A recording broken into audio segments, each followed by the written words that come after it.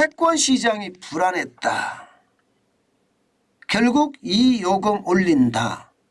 아마 여러분들은 이 말에 벌써 짐작을 하셨을 거예요. 예, 전기요금 말입니다. 제가 여러분들에게 전기요금을 안 올리게 될 경우 결국 말입니다. 내년 총선이 4월 10일인데 4월 10일까지 전기요금이나 가스요금 못 올린다. 예. 만약에 그렇게 됐을 때 자칫 잘못하면 채권 시장에 위기가 올 수도 있다. 이 말씀 제가 여러분들에게 많이 드렸죠. 결국 말입니다. 예. 지금 정부는요. 예. 채권 시장의 위기를 막고자 전기요금을 올릴 모양새입니다. 아마 그럴 수밖에 없을 겁니다. 2분기 자체가 전기를 덜 쓰는 시기예요. 예. 이게 1분기 겨울 껴 있죠. 예. 3분기 여름 껴 있습니다. 4분기 가을과 겨울이 같이 껴 있기 때문에 전기요금 많이 씁니다. 근데 유일하게 4월, 5월, 6월은 전기나 가스를 굉장히 적게 쓰는 계절입니다. 이 계절에 올려야 되거든요. 여기서 만약에 못 올리면 예, 이게 3분기에 가서 올린다고요? 제가 이런 표현 죄송한데요. 그러다가 맞아 죽습니다. 못 올립니다. 난방비 폭탄에 냉방비 폭탄, 전기료 폭탄 동시에 터지기 때문에 절대로 못 올릴 겁니다. 4분기 가서 올린다고요? 4분기도 만만치 않습니다. 예, 4월 10일이 총선이기 때문에 결국 못 올릴 거예요. 예, 여기서 올린다는 것은 아마 예, 굉장히 어려운 일일 거예요. 그렇다고 내년 1분기에 올린다? 이것도 만만치 않습니다. 결국은 말입니다. 2분기가 적기예요. 2분기밖에 방법이 없습니다. 게다가 말입니다. 한전의 부족 자금 자체가 진짜 심각하거든요. 실제로 한번 보실래요? 실제로 보시면 2023년에 한국전력의 부족 자금은 매일경제가 추산한 바로 의하면요. 22조 7천억 원입니다. 22조 7천억 원. 예, 22조 7천억 원이다. 이것은 여러분 결국 말입니다. 22조 7천억만큼 채권 시장에 들어가서 돈을 끌어와야 된다는 뜻이에요. 이것도 말입니다. 최소로 잡았을 때 22조 7천억 원입니다. 만약에 전기를 더 많이 써서 한전의 적자 구조가 더 심각해지면요. 예, 이것은요. 작년처럼 말입니다. 30조 이상을 한전채를 발행해야 될지도 모릅니다. 현재까지 4월 5일까지 벌써 6조 8,700억 원을 발행을 했거든요. 이렇게 되면 이게 만약에 30조가 넘어간다. 이러면 여러분 시장에는요. 결국 말입니다. 회사들이 중견회사들은 당연하고요. 대기업들까지도 채권 시장에서 돈을 조달하지 못할지도 모릅니다. 실제 말입니다. 요즘 채권 시장에서 회사들이 자금을 조달하지 못하니까 CP시장, 기업어음 시장으로 지금 돌아선 데가 많아요. 여러분도 알다시피 기업업이라는 게 단기잖아요. 길어봤자 91일입니다. 90하고 1일. 이 정도 단기 자금이에요.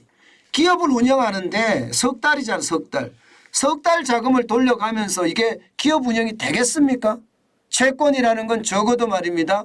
뭐 1년 만기, 2년 만기, 3년 만기, 5년 만기 이렇게 길게 돈을 빌려 쓰는 일인데 CP 기업업을 발행을 해서 단기적으로 막아가면서 버티는 것은 거의 불가능합니다.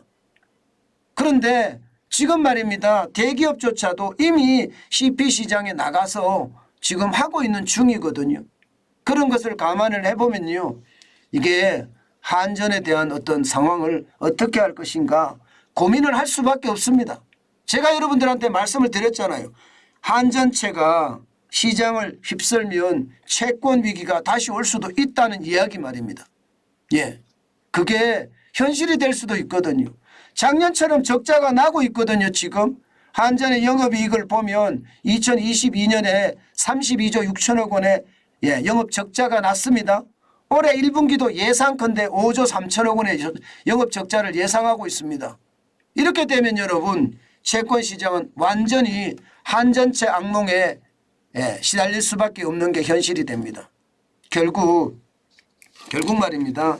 저는 전기요금을 올릴 거라고 말씀을 드렸는데 올릴 수밖에 없는 그런 상황이 왔어요. 지금 기획재정부도 말입니다. 2분기에 올린다. 2분기에 올린다. 2분기에 올린다. 올리는데 얼마를 올리느냐. 한 자릿수는 올리겠다. 지금 현재까지로 보면 말입니다. 이게 적게 올려서는 안 되거든요. 적어도 말입니다. 두 자릿수 이상 산업통상자원부의 의견대로 하면 킬로와트 시당 38.5원을 올려야 되는데 이거 이렇게 올렸다가는 진짜 난리 날 거예요. 그렇기 때문에 그렇게는 못 올리고요. 결국 말입니다. 작년 10월에 7.3% 올렸고요. 2022년 4월에도 6.9% 올렸으니까 두 자리는 아니고요. 한 자리를 올리지 않을까 그렇게 예상을 합니다. 결국 말입니다. 8% 내지 8원 내지 9원 정도 올리지 않겠느냐. 9원을 넘어서지 않겠느냐. 이게 지금 현재까지 예측입니다. 여러분 올릴 수밖에 없는데 문제는요.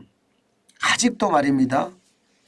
한국전력의 자구안이 확정이 안 되고 제대로 발표가 안 돼요. 한국가스공사의 자구안이 안 나오고 있어요.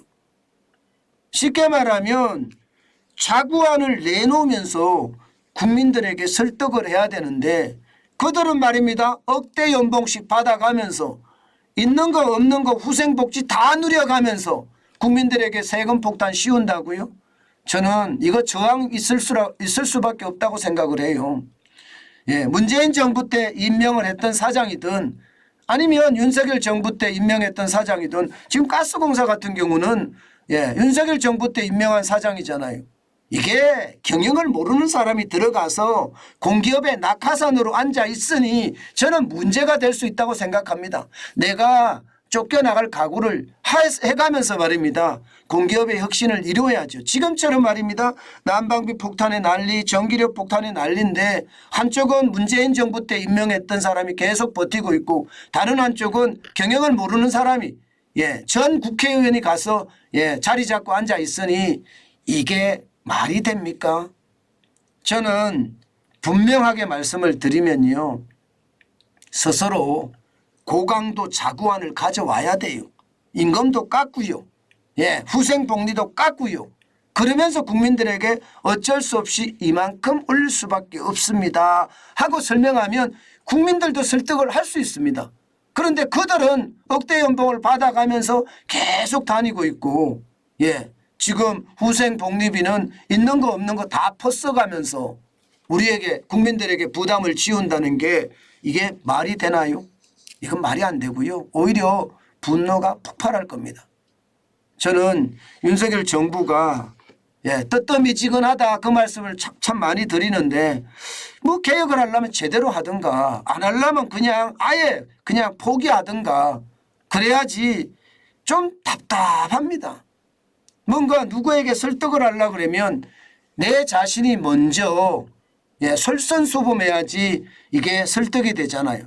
옛날 과거의 지도자들은요. 솔선수범을 기본의 어떤 마음가짐으로 가지고 있었거든요. 그런데 나는 안 변하려고 그러고 너부터 변해라. 이렇게 이야기하면 변하겠습니까? 저는 변하지 않을 거라고 봅니다. 오히려 말입니다. 저는 전기요금 인상의 불만만 더 크게 만들지 않을까. 그렇게 생각합니다. 제발 필부 저희 정한진이라는 필부도 아는 사실을 국가정책을 운영하는 그런 국가 지도자들이 모를 수가 있을까요? 만약에 이거를 모르면요. 국가 지도자 자격이 없는 겁니다.